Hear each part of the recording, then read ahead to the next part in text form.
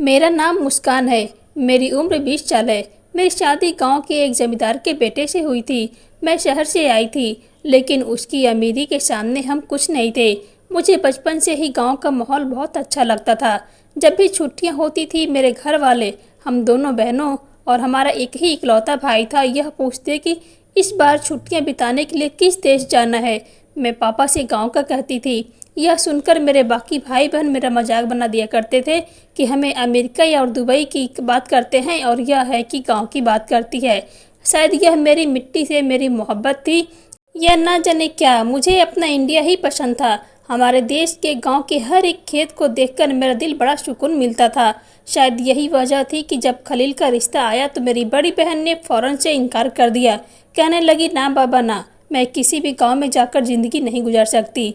Sanjay uncle मेरे पापा के दोस्त थे और उनकी शुरू से ही ख्वाहिश थी कि अपने बेटे की शादी हम दोनों बहनें में से किसी एक के साथ करें, क्योंकि मेरा नंबर दूसरा था। इसीलिए उन्होंने बड़ी बहन का रिश्ता मांगा था। मेरे पापा कहने लगे कि मेरी उससे बहुत ज़्यादा दोस्ती है, यूँ मना नहीं कर सकता। इतने भी बड़ा बाप नहीं हूँ मेरी बेटी की ज़बरदस्ती किसी के साथ बांध दूँ। हमारे पापा की दरमियान कोई भी खास झिझक ना थी। वह हमसे बात हमारे रिश्तों की कर लिया करते थे।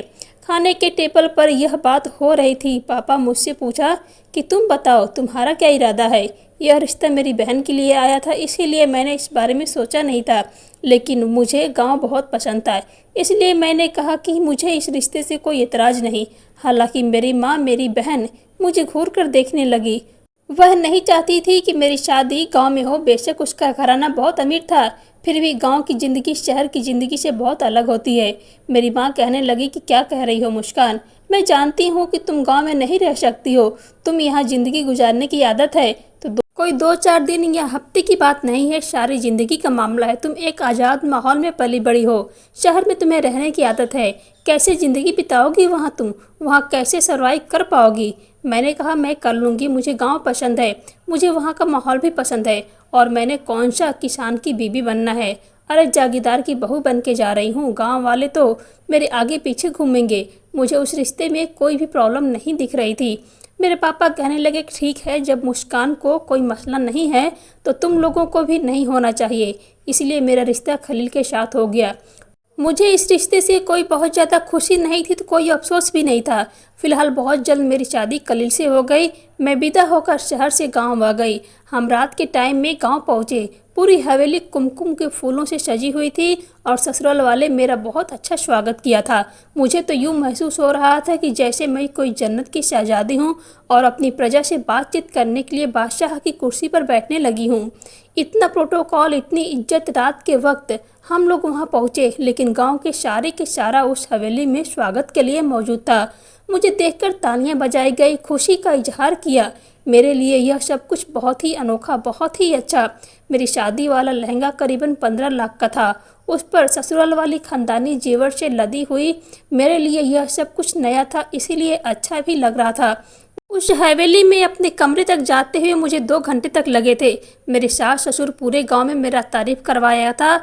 यह आप लोगों की नई जागीरदारी है, इसका कोई भी हुक्म आप लोगों को नहीं टालना है। और यह लोग किसी के गुलाम की तरह सर झुका के इस बात को सर हिला रहे थे।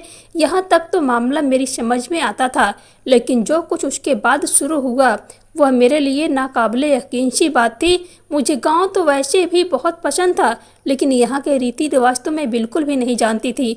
मैं नहीं जानती थी कि मेरी आने वाली ज़िंदगी मेरे लिए कौन कौन सी प्रॉब्लम खड़ी होने वाली है। सुहाग रात में मेरे पति ने मुझे दिखाई में मुझे हीरो का सेट दिया था। मैं खलील की संगत पाकर बेहद खुश थी, लेकिन चंद दिन बाद जहाँ मुझे खलील लेकर आया, खौफ से बुरा हाल था। वह अपनी हवेली घुमाने के लिए मुझे कहने लगा, चलो मैं तुम्हें अपनी हवेली दिखाता हूँ। मैं भी खुशी खुशी राजी हो गई। पूरी हवेली देखने के बाद जब बड़ी हवेली के पिछली तरफ को आई तो वहाँ पर घोड़े का अस्तबल था और मुझे घोड़ों को देखकर ही डर लगने लगा था, क्योंकि मुझे बचपन से ही घोड़े से डर लगता था। बचपन में मेरे बाबा ने घोड़े पर बिठाया था और मैं बहुत बुरी तरीके से गिरी थी। बस तब से ही मुझे घोड़े से डर लगता था। हालांकि काफ़ी उबथा नस्ल के घोड़े भी उन घोड़ों में मौजूद थे। खलील ने मेरा हाथ घोड़े पर लगाना चाहा। मैं खलील से अपना हाथ छुड़वाया और पीछे हट गई। वह मुझे हैरत से देखने लगा, क्या बात है। मैंने कहा मुझे घोड़े से डर लगता है, तो वह कहने लगा क्या घोड़े भी कोई डरता है? मेरी तो ख्वाहिश है कि मैं तुम्हें घोड़े की सवारी सिखाऊं और एक तुम हो कि घोड़े से घबरा रही हो। मैंने कहा ना बाबा ना, मुझे तो इन घोड़ों से दूर ही रखो। मैं तो बेहद ही उस वक्त खलील ने मुझे कुछ नहीं कहा, लेकिन वह कहना चाहता था यह घोड़े तो मेरा जुनून है, मुझे इनसे इश्क है, इसीलिए अगर तुम चाहती हो कि मेरे दिल में तुम्हारी मोहब्बत और भी बढ़ जाए तो फिर घोड़े से इश्क कर लो। यह कुछ भी नहीं कह सकते, लेकिन मेरा दिल तो घोड़े के नाम से ही डर के धड़कने लगा था। यह मेरे लिए प्यार की बात नहीं थी, लेकिन एक बार खलील मुझे ज़बरदस्ती अपने घोड़े के अस्तबल के अंदर ले गया। हाथ पकड़कर घोड़े के ऊपर फिराने लगा। कहने लगा अब बताओ क्या ख्याल किया उन्होंने? कुछ भी तो नहीं हुआ, तुम बेकार के ही डर रही हो।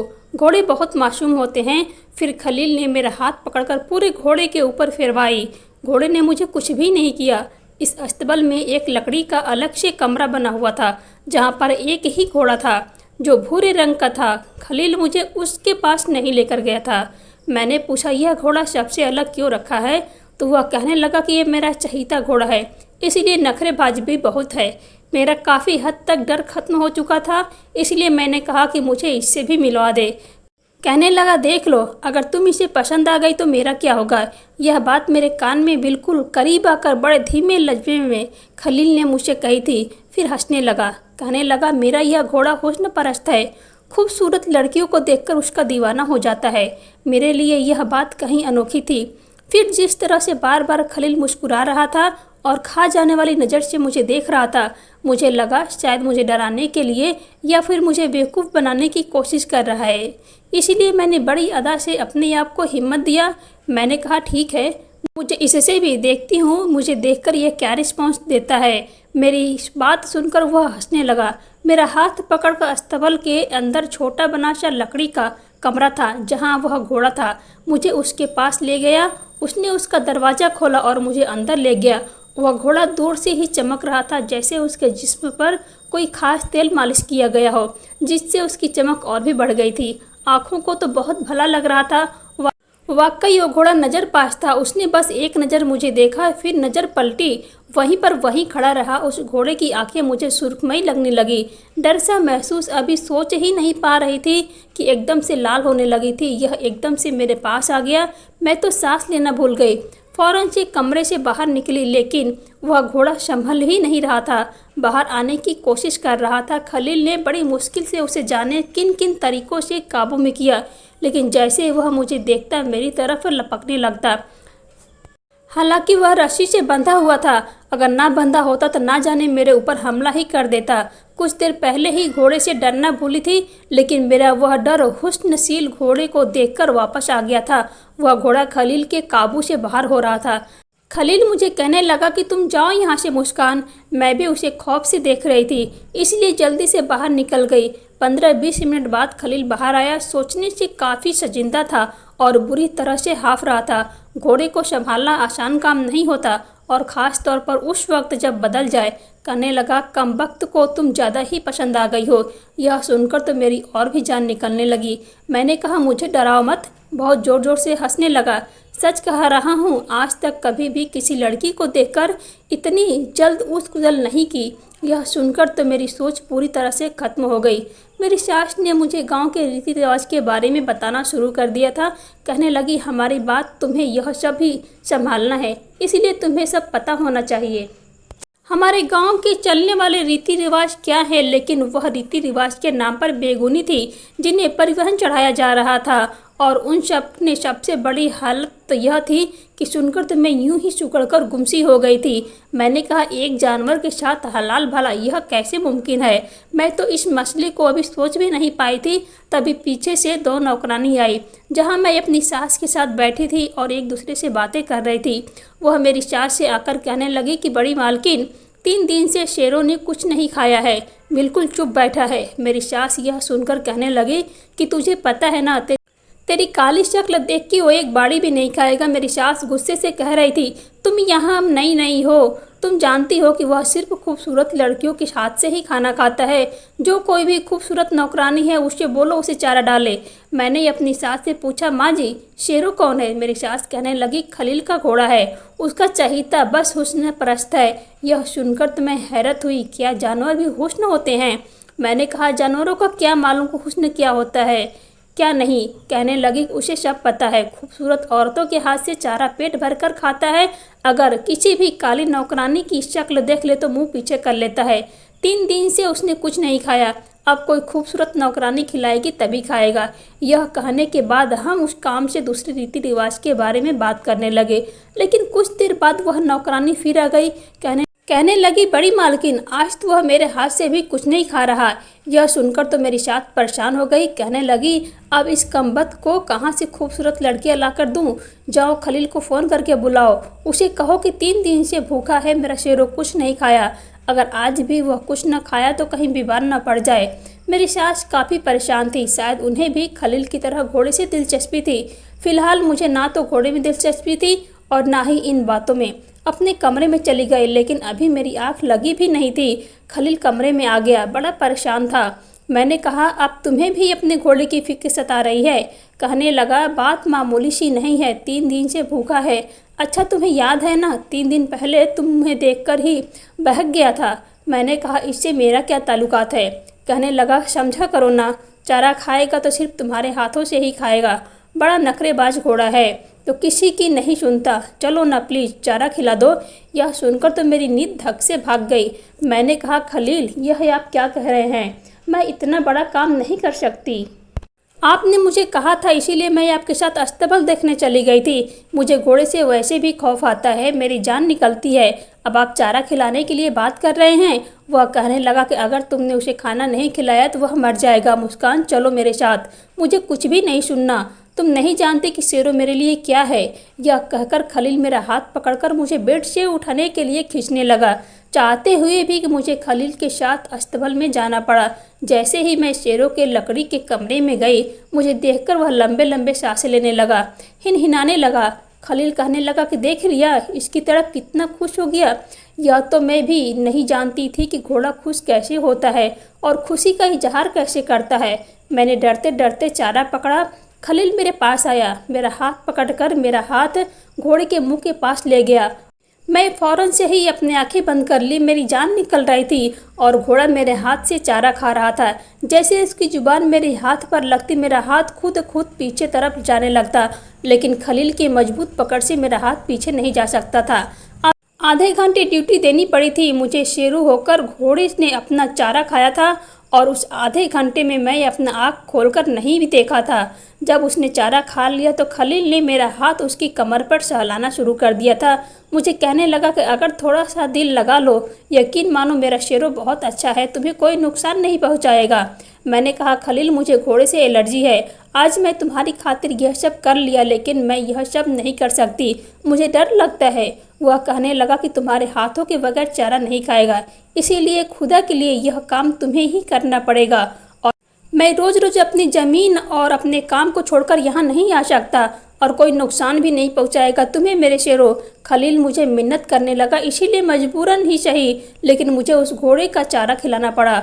जब मैं उसके पास जाती वह हिनहिनाने लगता, लेकिन एक बार उस घोड़े ने ऐसी हरकत की कि मेरा दिल डर से माले कांपने लगा था। जैसे ही मैं उसे चारा खिलाने के बाद उसकी कमर टहलाने शुरू कर दी, वह मेरे करीब आकर अपना वजूद मेरे हाथ पर रखने लगा। मैं जल्दी से पीछे हट गई तो वह मेरे पास आया, अपना मुंह लाकर मेरे पाँव पर जुबान फेरने लगा। मेरा तो दिल जोर जोर से धड़क रहा था। मैं फटाफट बाहर आ गई। जब भी उसे चारा खिलाती, वापस आकर अपने कमरे में कई बार अपना हाथ धोती थी और चावल लेने चली गई। बार बार मुझे उल्टी सी आ रही थी। मुझे किसी मुसीबत में खलील ने डाल दिया था। एक बार रात को खलील बहुत देर से घर आया था। शादी को 2 महीने गुजर गए थे और इस 2 महीने में पहली बार ऐसा हुआ था। जैसे ही वह कमरे में दाखिल हुआ, लड़खड़ाते हुए कदमों से आकर बेड पर गिरा। यह देखकर तो मेरा दिल थम सा गया था। क्या वह शराब पीता था? क्योंकि उस वक्त तो वो नशे में बिल्कुल धुत था। उसके पास गई, कहा कि खलील तुम शराब पीते हो? वह कहा कि हाँ शराब तो पीता हूँ। मैंने कहा क्यों पीते हो? कहने लगा कि हम जागीरदारों की आदत में से एक भी आदत है, यह कहकर उसने मेरा बाजू पकड़कर मुझे अपनी तरफ खींच लिया। पहली बार मैंने खलील को उस रात जुनून देखा था। शराब के नशे में वह इंसानी हृदय को भूल गया था। यह भी भूल गया था कि मैं भी इंसान हूँ। मैं एक नाजुक सी लड़की थी। खलील जैसे शख्स के नशे में आने वाले जुनून का निशाना बन सकती थी। सुबह तक मेरी हालत खराब होने लगी थी। खलील का नशा टूटा तो अपने नाखूनों के खरोच और मेरे वजूद पर, चेहरे पर देखकर कुछ शर्मिंदा सा हुआ। इससे पहले कि वह मेरी तरफ बढ़ता, मैं फौरन ही पीछे हुई। मुश्किल से उसे रोककर मैंने, मेरे पास मत आना, तुम इंसान नहीं जानवर हो। तुमने शराब के नशे में मेरे साथ हैवानियत की है। मैं बहुत धीरे शब्द में बोल रही थी, मेरी आंखों से आंसू बह रहे थे। कहने लगा कि मुझे बिल्कुल होश नहीं था। आई एम सॉरी मुस्कान, आइंदा ऐसी कभी भी नहीं होगा। मैंने कहा, आइंदा मैं यहाँ रहूँगी तब न ऐसा होगा। मैं वापस जा रही हूँ अपने घर वालों के पास। यह सुनकर वह थोड़ा घबरा गया। कहने लगा, मुस्कान क्या हो गया है तुम्हें? वाकई होश में नहीं था, और शराब के नशे में इंसान को क्या पता चलता कि वह क्या कर रहा है। मैंने कहा, तो पीते क्यों हो? छोड़ दो पीना। फिर कहने लगा, बचपन की आदत है, नहीं छूट सकती। शादी के 2 महीने तक पता नहीं मैं अपने आप को कैसे काबू में रखा था, इसीलिए शायद रात को कुछ ज़्यादा ही पी गया था। लेकिन आइंदा से अब मैं यह काम नहीं करूँगा। मैंने कहा कि तुम मेरे पास नहीं आओगे, मुझे मेरे घर जाना है। लेकिन वह मेरा हाथ पकड़कर चूमने लगा, मेरे आंसू पोंछने लगा, मेरे चेहरे पर मारे नाखून से खून निकलकर साफ करने लगा। मुझसे माफ़ी मांग रहा था, कभी नशे में तुम्हारे पास नहीं आऊँगा। फिर यही हुआ। जिस दिन वह शराब पीता मेरे कमरे में नहीं आता। लेकिन एक बार मुझे बेचैनी ने घेर लिया, क्योंकि मेरी सास ने मुझे बताया, जब यह जागीर शराब पीते हैं तो इनको औरत चाहिए होती है। यह बात उन्होंने मुझे डायरेक्ट तौर पर नहीं की थी, लेकिन मेरा दिमाग तब से ही अजीबोगरीब से सोचने लगा था। इसलिए जिस रात खलील मेरे पास नहीं आता, मैं समझ गई कि वह शराब पीकर अलग कमरे में सोया होगा। मैं अपने कमरे में बाहर आई और ऊपर की सीढ़ी चढ़ने लगी, क्योंकि खलील उस रात ऊपर के कमरे में सोता था। जब मैं ऊपर गई तो मुझे दबी दबी सी सिसकियाँ की आवाज़ आ रही थी। मैं उन आवाज़ों की तरफ बढ़ने लगी। जैसे ही मैं उस कमरे में पहुंची, वह लड़की बार बार अपनी इज्जत की भीख मांग रही थी। साहब जी, मुझे छोड़ दो, मेरे साथ यह जुल्म ना करो। खलील उसके साथ ज़बरदस्ती कर रहा था। मुझे बहुत गुस्सा आया। मैंने यह किस शख्स के साथ शादी कर ली? क्या वह इस काबिल था मैं उसके साथ शादी करती? बेशक उसका बाप अमीर था, लेकिन हमारी परवरिश ऐसी नहीं थी कि एक अयाश शख्स के साथ ज़िंदगी गुजारनी पड़े। कमरे का दरवाज़ा ज़ोर ज़ोर से खटखटाना शुरू कर दिया। खलील ने ही दरवाज़ा खोला था। उस वक्त उसकी आंखें नशे में चूर थी, लेकिन मुझे देखकर कुछ परेशान सा हुआ था। उसके पीछे बेड पर एक लड़की बैठी थी जो रो रही थी और बिल्कुल बहाल सी थी। कमरे का दरवाज़ा खुला देखकर वह फौरन से भागते हुए आई, लेकिन जैसे कमरे से बाहर निकलने की कोशिश की, खलील ने उसे पीछे धकेलकर मुझे कहने लगा, तुम जाओ और जाकर अपने कमरे में सो जाओ। मैंने कहा, मैं सो जाऊं ताकि तुम दूसरों की बेटियों की ज़िंदगी बर्बाद कर सको? शर्म नहीं आती तुम्हें, बेशर्म इंसान? मेरी बात सुनकर मुझे गुस्से से घूरने लगा। कहने लगा, तुम्हारे साथ तो कुछ नहीं कर रहा। नशे में मुझे औरत चाहिए अपनी ताकत का जुनून निकालने के लिए। दफ़ा हो जाओ तुम यहाँ से। वह सारे लिहाजा भूल गया था। मैंने उसका गिरवान पकड़कर उसे पीछे धक्का दिया और उस लड़की को कहा कि तुम जाओ यहाँ से। खलील नशे में चूर था, इसीलिए गिरने से वह बेहोश हो गया। वह लड़की मेरा शुक्रिया अदा करके चली गई। वह गांव की कोई लड़की थी जिससे खलील ज़बरदस्ती पकड़कर लाया था। उस लड़की से मुझे पता चला कि जब भी जागीरों का दिल चाहता है, जो भी लड़की उन्हें अच्छी लगती है, वह उन्हें अपनी हवस का निशाना बनाने से बाज नहीं आते। और खलील भी ऐसा ही था। अगले रोज़ वह खलील कमरे में आया तो मुझे बहुत गुस्से में था। मुझसे कहने लगा कि मेरे काम के बीच में मत आया करो, मैं क्या करता हूँ क्या नहीं करता हूँ, आज के बाद तुम दखलंदाजी नहीं दोगी। वह बहुत बुरे लफ्ज़े में मुझसे बात कर रहा था। मैंने कहा, तलाक दे दो मुझे, मैं तुम्हारी ज़िंदगी में नहीं रहना चाहती। मैं ऐसे इंसान के साथ नहीं रह सकती जो शराब पीता हो, लड़कियों की इज्जत से खेलता हो, अब ना जाने क्या क्या जुर्म करता हो। मैं शहर जाते ही तुम्हारी कंप्लेन करूँगी, तुम्हें पुलिस के हवाले कर दूँगी, पकड़वा दूँगी। यह कहना था कि उसने मेरे मुंह पर जोरदार थप्पड़ मारा। उसके हाथ से थप्पड़ खाकर तो मैं बिल्कुल पागल सी हो गई थी। उसके सीने पर मुक्का मारने शुरू कर दिया था। मैंने कहा, मुझे तुम्हारे साथ नहीं रहना। हमारा झगड़ा इतना बढ़ गया कि सास भी वहाँ पर आ गई थी। मेरे ससुर शहर गए हुए थे, गांव में मौजूद नहीं थे। घर के सब नौकर नौकरानी भी यहीं इकट्ठे हो गए। उन सब के सामने खलील ने गुस्से में आकर मुझे तलाक दे दिया। मेरी सास यह सुनकर खलील पर चिल्लाने लगी, कहने लगी, पागल है तू, यह कोई गांव की लड़की थोड़ी है जो चुप हो जाएगी। उस वक्त मेरी सास ने खलील को कमरे से बाहर लेकर गई, मेरा कमरा बंद कर दिया, लेकिन मेरी तलाक हो चुकी थी, इसीलिए मैंने अपना जैसे ही कमरा खोला, कमरा बाहर से लॉक कर दिया। मैंने दरवाज़ा बजाना शुरू कर दिया। मुझे यहाँ नहीं रहना, मेरा खलील से अब कोई ताल्लुकात नहीं है, मुझे यहाँ से जाना है। रात तक मैं दरवाज़ा पीट पीट कर थक गई थी, भूखी प्यासी थी। रात के 12 बजे मेरा दरवाज़ा खुला, खलील अंदर आया, साथ में नौकरानी मेरी सास भी थी। खलील को देखकर मैं नफरत से उससे कहा कि तुम्हारी कुछ नहीं लगती, इसीलिए तुम अपनी शक्ल मुझे मत दिखाओ। मेरी सास कहने लगी कि देखो खलील ने गुस्से में सब कहा है और हमारे पास इसका हल भी है। देखो खलील को अपनी गलती का एहसास हो गया है, वह तुमसे दोबारा निकाह करने को तैयार है। मैंने कहा कौन सा निकाह, कैसा निकाह, मैं इस शख्स के साथ कोई भी रिश्ता रखना नहीं चाहती। मेरी सास कहने लगी कि देखो तुम्हारी मर्जी तो नहीं चलेगी, होगा तो वही जो हम चाहते हैं। यह सुनकर मैंने कहा क्या कर लोगे तुम लोग। सास कहने लगी कि तुम इस वक्त हवेली से बाहर नहीं जा सकती, हम तुम्हारा हलाल शेरों से करवाएंगे। उसका तो बाद मेरे होश उड़ गए थे। वह कहने लगी कि मेरे गांव की घोड़े से ही हलाल करवाया जाता है, इसलिए एक रात के लिए तुम्हें शेरों की दुल्हन बनना पड़ेगा। और उसके बाद खलील की। मैंने कहा कि किसी भी बेकार की रस्मों की भेंट नहीं चढ़ने वाली। मेरा फ़ोन तो मुझे अपने घर वालों से बात करनी है, लेकिन यह मेरी कौन सुनता, मैं तो किसी गहरी दलदल में फंस गई थी। उसी रात मुझे ज़बरदस्ती दुल्हन बनाया गया। मेरी सास ने मुझे मारा भी था। रात को ज़बरदस्ती मुझे घोड़े के कमरे में फेंक दिया, बाहर से दरवाज़ा भी बंद कर दिया गया। अब आज घोड़े की रस्सी भी खुली हुई थी। यह देखकर तो मैं फूट फूट कर रोने लगी। नहीं जानती थी कि अब मैं क्या करूँगी, मैं मर जाऊँगी। मैं किसी इंसान की हैवानियत बर्दाश्त करने के काबिल ना थी, और जानवर तो फिर जानवर होए। मैं खुद ही उस घोड़े के पास चली गई। मुझे मार दो शेरों, मुझे ख़त्म कर दो, मरना चाहती हूँ, लेकिन किसी जानवर की हवस का निशाना नहीं बन सकती। मैंने सुना है घोड़े वफादार होते हैं, मालिक कहते हैं उसके साथ बेवफाई करते हैं। मैं तुम्हें अपने हाथों से खिलाया है, अगर वाकई तुम्हारे अंदर जरा सी भी वफा है तो मुझे इन लोगों से बचा लो। मेरी बात सुनकर वह कुछ देर मुझे गौर से देखता रहा, फिर अपनी कमर की तरफ मुंह करके इशारा किया, मुझे बैठने का इशारा किया। वह मेरी बात समझ चुका था। मैं फ़ौरन उसके ऊपर बैठ गई और उसे जोर से पकड़ लिया था। वह घोड़ा दरवाजे की तरफ दौड़ पड़ा था और अपना सर जोर जोर से मारकर उसने दरवाज़ा खोल दिया, और बाहर गेट पर चौकीदार ने उसे देखते ही दरवाज़ा खोल दिया।